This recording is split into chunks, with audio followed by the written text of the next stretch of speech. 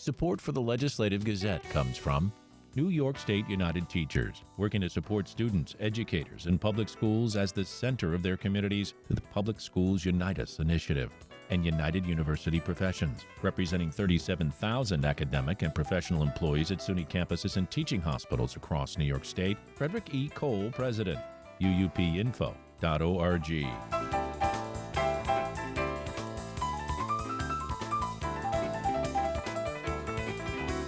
Governor Kathy Hochul approved amendments to the Adirondack State Land Master Plan this week. Regional advocates are applauding the provisions that will enhance access to the park's public lands by those with disabilities. More now from the Legislative Gazette's Pat Bradley. The Adirondack State Land Master Plan is the guiding document for management of 2.9 million acres of public lands within the 6 million acre park. In September, the Adirondack Park Agency approved and forwarded the proposal to the governor for final approval. Regional advocates are supportive of provisions to increase access to state lands for those with disabilities. Adirondack Council spokesman John Sheehan says the amendments will move the conversation about power-driven mobility devices for the disabled to a statewide forum. The Department of Environmental Conservation manages access to public lands across the state, and having one policy inside the Adirondack Park and a separate one in the rest of the state didn't seem to make a lot of sense. We're pleased to see that that's been transferred over to DEC. Sheehan says that the amendment avoids the potential for damage to the forest preserve as a result of the use of motorized vehicles by the disabled. By moving that to a statewide process that involves all public lands and not singling out wilderness areas as places that might need motorized access, which is, of course, destructive of the very idea of wilderness, I think we're on the right track now. The amendments do not define so-called other powered mobility devices, or OPDMD, for people with disabilities. They are defined under the ADA as, quote, any mobility device powered by batteries, fuel, or other engines that is used by individuals with mobility disabilities for the purpose of locomotion, unquote. The devices include electric wheelchairs, electric scooters, golf carts, and Segways. Accessible Adirondack Tourism founder Nick Friedman notes there has been an ongoing effort by the Adirondack Park Agency and Department of Environmental Conservation to define the devices and their impact on natural areas. How do we reconcile our obligations legally to comply with the ADA, our moral obligations to provide people with disabilities access to the very spaces that those without a disability can access, because access means equality. And then you wind that in to our naturalist perspective and our fierce desire to protect our beautiful Adirondack wonderland. It is complicated. And all of these moral, legal, and emotional ties are really what we're trying to balance. Adirondack Park Local Government Review Board Executive Director Gerald Delaney hopes the amendments will make the Adirondacks more accessible to people with disabilities. I really feel that the disabled have been ignored, and this is everybody's park. The master plan amendments will also address another serious issue in the park, beaver ponds. Delaney said the DEC will drain beaver ponds to prevent flooding and damage to hiking trails. Nobody trapped anymore. We are into an era where more and bigger beaver dams, and that's going to create more loss of infrastructure. It is going to allow DEC to better manage the forest preserve. We'll see how it works out in practice, but I think this gives DEC those tools. Sheehan, however, feels that the beaver habitat should be left alone. Frankly, we'd prefer that they leave the beavers alone in wilderness areas, and if a trail gets flooded, well, let's build a new one around it then. But ultimately, we would like to see those things modified in future plans, but this is a plan that we can live with at the moment. The master plan was also amended to eliminate deadlines for the Department of Environmental Conservation to remove abandoned or out-of-compliance structures in the forest preserve. For the Legislative Gazette, I'm Pat Bradley.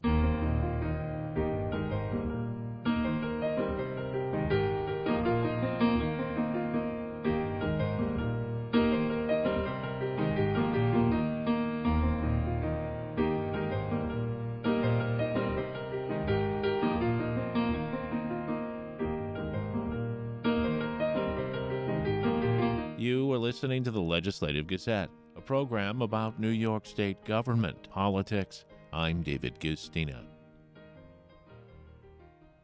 This week, I sat down with Blair Horner, Senior Policy Advisor for NYPIRG, the New York Public Interest Research Group, to talk about the state's bottle bill and why his good government group thinks it needs to be expanded. Well, the companies that are covered under the bottle law hate it. And now we're talking about the law that's on the books since 1982 in New York that says that if you purchase certain types of beverages that are carbonated, beer and soda, or water bottles, you pay a nickel deposit. And when you bring the container back, when you're done, you get your nickel back. And the theory behind that, of course, is it removes from the waste stream containers that ordinarily would have to be, dumped in a landfill or burned in an incinerator. And so that helps in terms of taxpayer costs as well as the environment. And it also brings back to the companies relatively clean product that can be recycled. And it's the most successful recycling program in New York. Now, the law has been on the books, as I mentioned, for decades plus, and it hasn't really gotten a modernization. So to your question about making it easier for people to use it, I mean, one of the things they could do under New York state law, everywhere where they sell one of these containers is supposed to be a sign at the checkout saying you can bring it back. Many people don't know that you can bring it back to the retailers that sell it, and they think the only places they can do that is maybe a supermarket or a big box store or a redemption center. And, people may not feel like, it's not worth it for the 3 sodas they buy in a month to return it. When they go back to the same place where they bought the soda in the first place, they could just bring it back. So that's a very simple thing. The state could enforce its own law and make retailers do it. We were involved in a survey where we found that 80% of the retailers that we looked at, about 300 statewide, 80% of them didn't have the sign. At least we couldn't find one. And that of the remaining 20%, half had the sign in the wrong place, and the other half did have the sign. So roughly 90% were not complying with state law. And so that's something that the state could do that would make it a lot easier. Well, Blair, I've got one other thing here that came to me as a result of speaking with the executive editor of the Berkshire Eagle about a story there that has to do with what I think a lot of people see, especially in inner cities and city areas, nip bottles, these small bottles of alcohol that people can put in their shirt or their jacket pocket and take a nip from. Well, they're having the same issue there, and I guess it's the same here, is that the bottle bill doesn't include these nip bottles. And so this nonprofit was offering a nickel for everybody who turned in a nip bottle. And they got something like, 16,000 in the first week or something like that. So, Wow. You have these loopholes in the law, Blair. Where are nip bottles in New York State? Yeah, I mean, you're right. New York State, again, only covers carbonated beverages and water beverages. They do not cover non-carbonated soft drinks like iced teas or sports drinks, not covered under the law. And that's mainly because they didn't exist in 1982. And it doesn't cover alcohol outside of beer. And so nip bottles are often used as small alcohol containers, and so they're just not covered. Now, there is legislation to fix that, and we've been urging the governor's office to embrace that because their own DEC has said that the law needs to be modernized, and and the state's landfills are filling up and the permits are running out. So it's like, why not do the obvious thing to help? It won't knock out all of the solid waste in the state. We all have lots of paper packages and lots of plastic that we use, all that stuff, and food products, waste products. It all still has to be disposed of. But this is a law that's already on the books, and all it takes is a tweak to make it work better, and you would deal with the NIPS. Well, from the NIPS to independent voters. We're talking with Blair Horner of the New York Public Interest Research Group, and independent voters are up in enrollment. And in fact, unaffiliated voters in New York outnumber Republicans. I spoke with Stephen Greenberg from Siena Poll last week, and obviously the New York City elections are on Mamdani, and the coming gubernatorial election, which now features Elise Stefanik, among others, on the Republican side, running against Governor Hochul. But Perhaps the biggest thing is voting and voter rolls. This is what the politicians are looking at and making their strategies, and the independents top. Yeah, I mean, there's been a real change. It's been basically a sea change in what voter enrollments look like in New York over the past 20 years. There's been a dramatic shift, and it's really, as far as I can, I mean, the number of Democrats that are enrolled went up, and then it's been stagnant now for a few years. In recent years, Republicans have been more or less stagnant, and a little bump up recently. But it's really the growth in voters are the unaffiliated voters, and they now, as you mentioned, there are more of them than there are Republicans. And yet, the way the system is set up under the state constitution is the two major political parties run the elections. Now, that was put in the 1970s as a way to sort of reform the way elections were run in New York, because you had to have the two parties agree. Nowadays, it often leads to gridlock. And what about all the other voters that are not in either one of the political parties? It's their elections, too. They have not a word. So the system definitely needs to be fixed in a way that would allow for the unaffiliated voices to be heard. That's Blair Horner, Senior Advisor at NYPIRG, the New York Public Interest Research Group.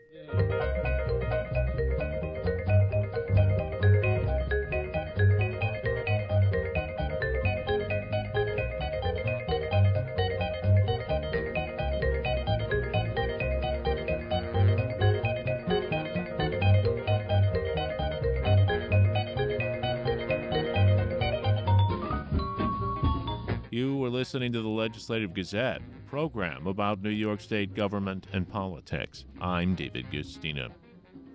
As municipalities, water authorities, and homeowners are grappling with ridding infrastructure of the health risk that lead water service lines can pose, there are still two major obstacles: logistics and money. Ryan Zunner of the New York Public News Network reports on the work being done, including a new data tool, and what still lies ahead before a nationwide 2037 lead-free rule.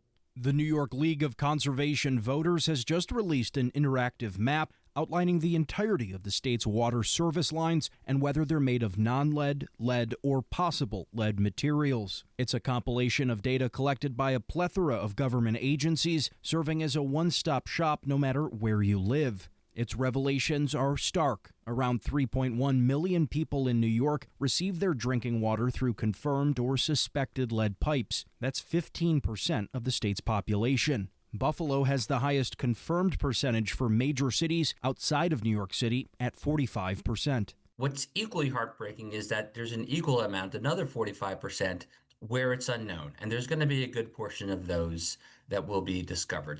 That's Joshua Kleinberg, Senior Vice President of the New York League of Conservation Voters. He says while Buffalo's data certainly leads the pack, lead pipes and their associated health hazards hit communities large and small, rural and urban, wealthy and impoverished. Federal rules require replacement work to begin in 2027 and finish by the end of 2037. Many towns and cities have already started, and while New York has set up a grant program, there's currently no state guidelines for when or what they're replaced with or who foots the bill. Kleinberg says that needs to change.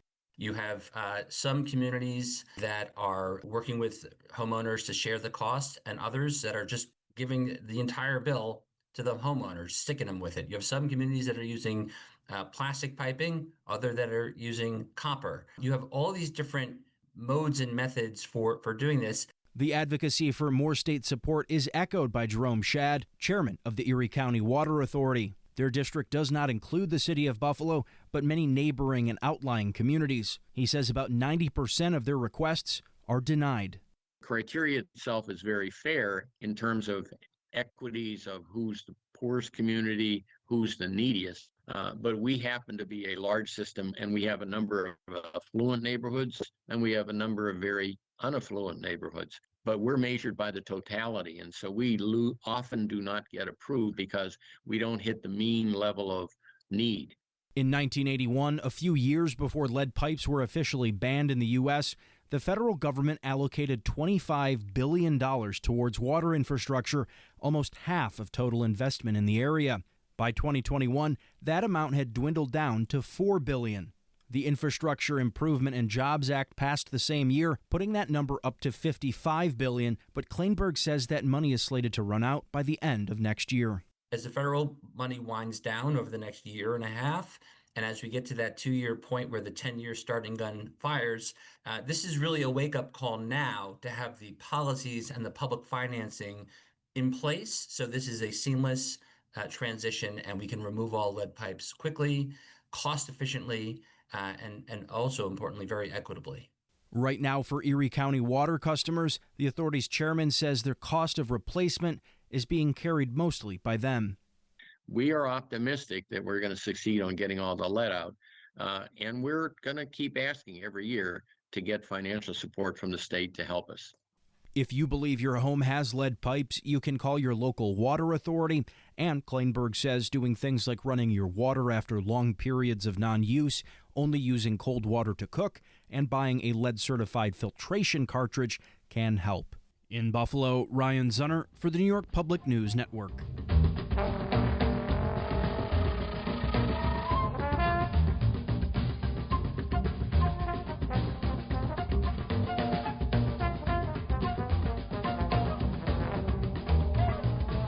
You are listening to the Legislative Gazette, a program about New York State government and politics. I'm David Gustina.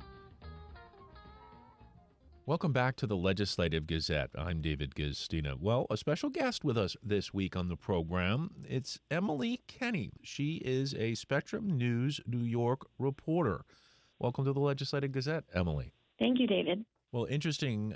You folks are working on programs that are set up to help the homeless in Western and Central New York and the state legislation that's supposed to assist them. Maybe we should start there, Emily, with what is the state legislation that's supposed to assist folks who are homeless?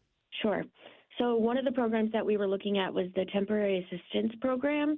Under that umbrella, there's a lot of other programs. There's temporary assistance for needy families.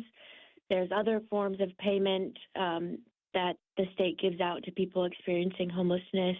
And kind of what we were looking at was how it's decided in each county the standard of need based on household size, the number of kids, any income they earn. But there haven't been any adjustments to those standard of need allotments. So for Onondaga County, for example, a family of 4 receives $842 a month. And the average apartment that would cost, or the fair market rate for an apartment here for a family of 4 is about $1,800 a month. Yeah, so this problem with homelessness is growing. Am I correct about that? Yes, yep. Then where do you house a lot of folks? And with a housing crisis that we're hearing about, not only in New York, but all around the region. So then we enter with, hotels? Yep. What we found was that most of the family shelters have been full since 2021, 22, depending on which county you're looking at. And so when they have this surplus of specifically families, but individuals as well, but the families, they have a harder time placing because they need more rooms or more beds. There's certain requirements from the state, and if you have a certain number of kids, you have to have a certain number of beds and a private bathroom. The counties have been having to put people in hotels and motels.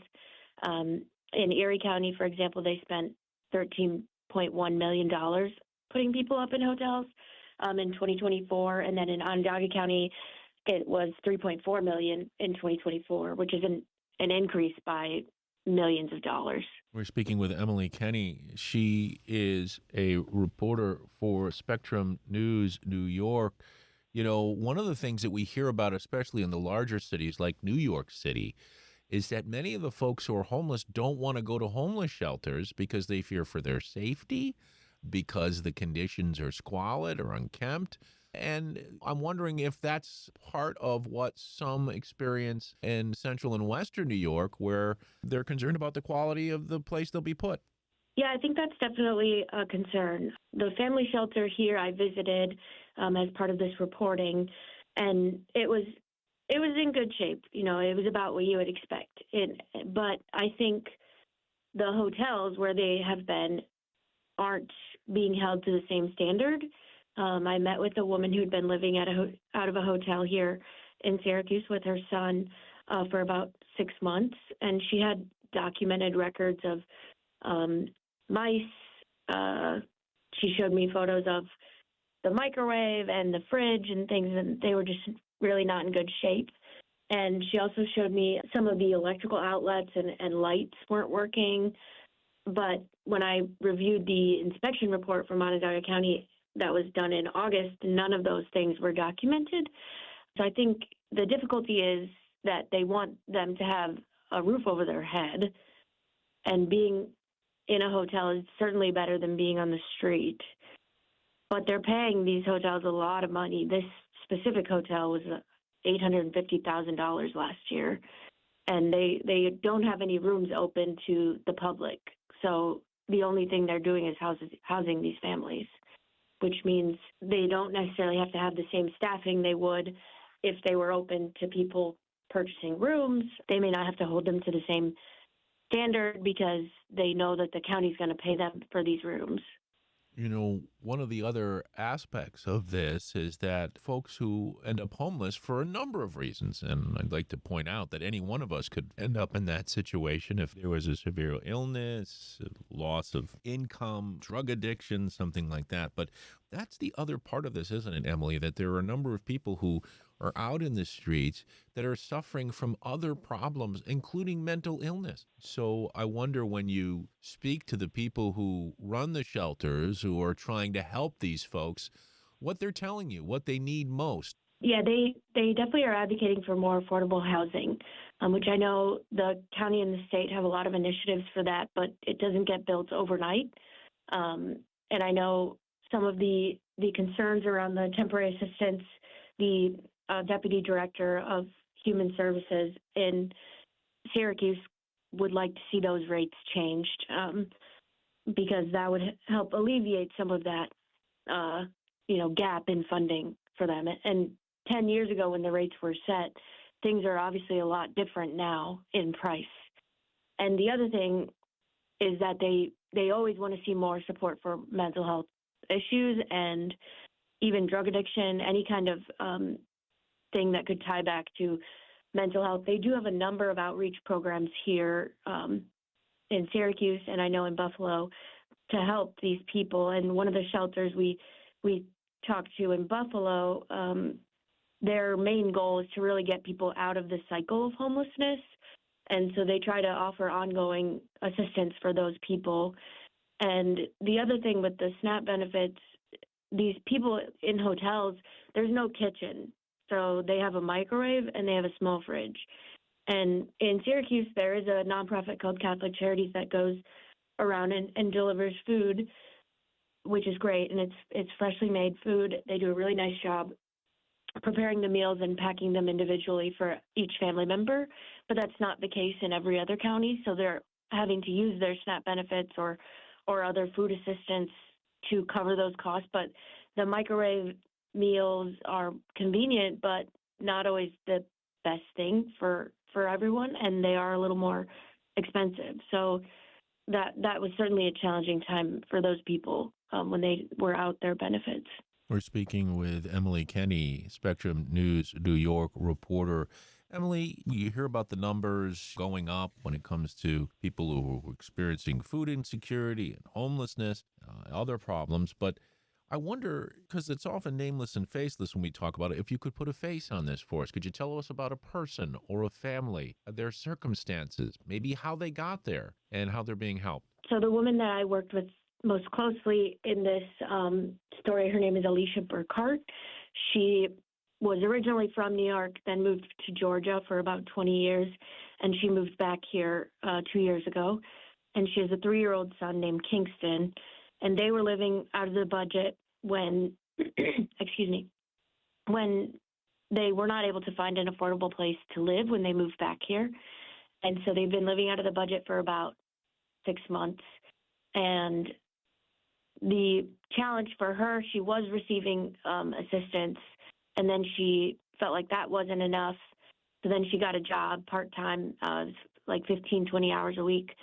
We're making minimum wage at a a Family Dollar, Dollar Tree here in Syracuse. And then she was told she was making too much to receive the same amount of assistance that she was. So she ended up quitting that job because she couldn't make ends meet with the job and assistance. So she had to, pick one or the other. And she also has to care for her child. So he goes to daycare, which costs money. And so now she actually was able to get a permanent place with some of the assistance from the Department of Social Services.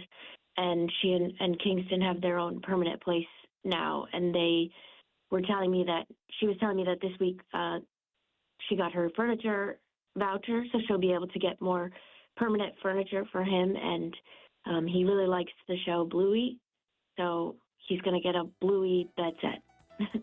That's Spectrum News New York reporter Emily Kenny.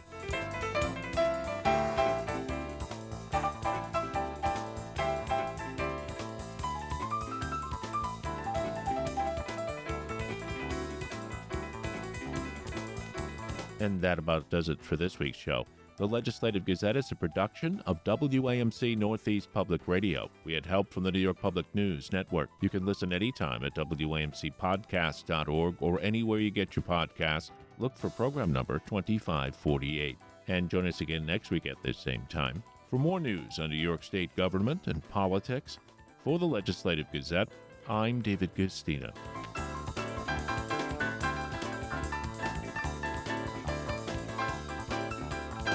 Support for the Legislative Gazette comes from United University Professions, representing 37,000 academic and professional employees at SUNY campuses and teaching hospitals across New York State. Frederick E. Cole, President, uupinfo.org.